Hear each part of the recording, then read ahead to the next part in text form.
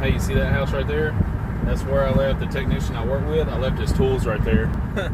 Hey, you see this driveway right here? Yeah. This is the driveway I was texting you from all day. That's where I was just sitting there. Hey, the first day on a commercial job, I actually flipped over the scissor lift. But my technician that I work with, he said it'd be okay. You have that on these big jobs. Oh, that's good.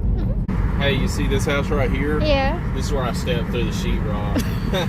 You know, as soon as I stepped through, you know what my technician said? What? I was like, what do I do now? He goes, go down there and tell him what you did.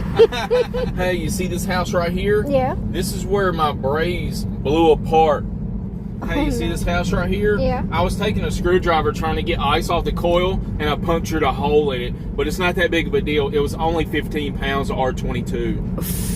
Hey, you see this house right here? Yeah. This is I was trying to cut in a return, and I cut one of the PVC pipes, and water leaked out everywhere. But don't worry about it. My boss has really great insurance. Hey, you see that house right there?